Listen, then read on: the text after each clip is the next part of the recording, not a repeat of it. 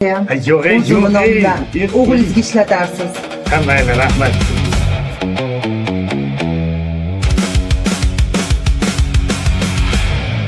Ata cho'chiyapman.